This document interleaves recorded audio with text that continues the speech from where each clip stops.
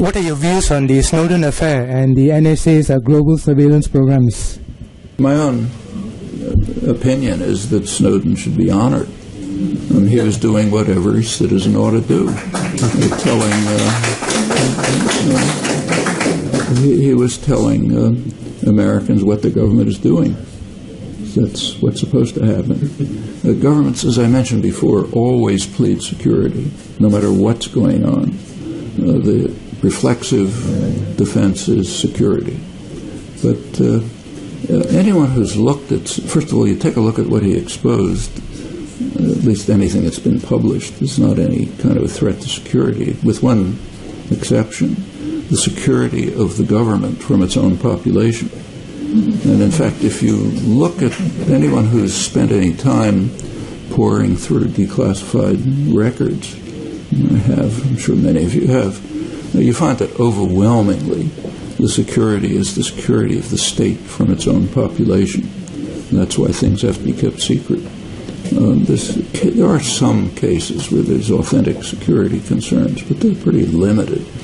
The plea of the U.S. government in this case for the surveillance and so on is that it's security against terror. But at the very same moment, the U.S. policy is designed in a way to increase terror. The U.S. itself is carrying out the most awesome international terrorist campaign ever, I suppose, the Drone Special Forces campaign. That's a major terrorist campaign all over the world. And it's also generating terrorists.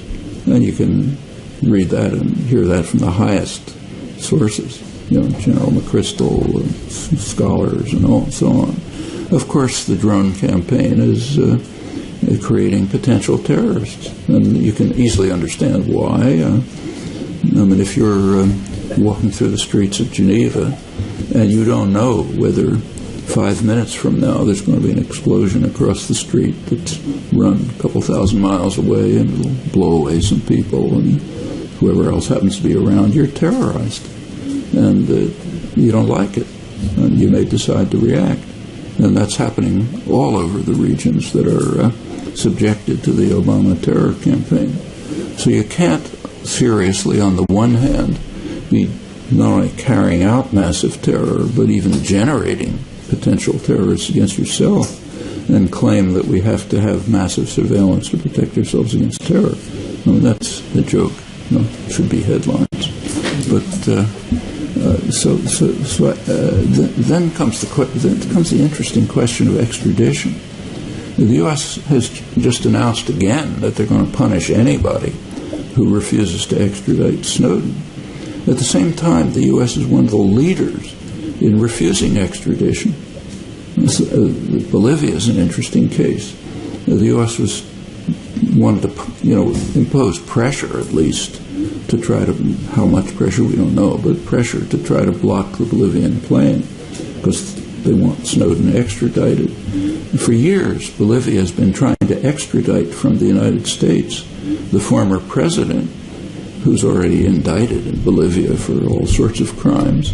The U.S. refuses to extradite him. In fact, it's happening right in Europe. Italy has been trying to extradite 22 CIA agents who were involved in and, in fact, indicted for participating in a kidnapping in Milan. They kidnapped somebody, sent him off, I think, to Egypt to be tortured. Agreed later he was innocent, but to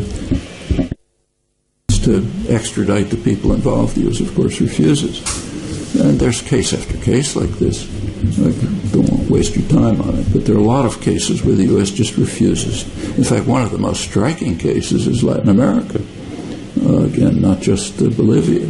One of the world's leading terrorists is Luis Posada, who was involved in blowing up a Cubana airliner, which killed 73 people, and lots of other terrorist acts. And he's sitting happily in Havana, in Miami. His colleague, Orlando Bosch, also a major terrorist, recently died, was happily there. Cuba and Venezuela are trying to extradite them, but, fat chance. So for the U.S. to be calling for others to extradite Snowden is, let's say, a little ironic. Again, these ought to be headlines.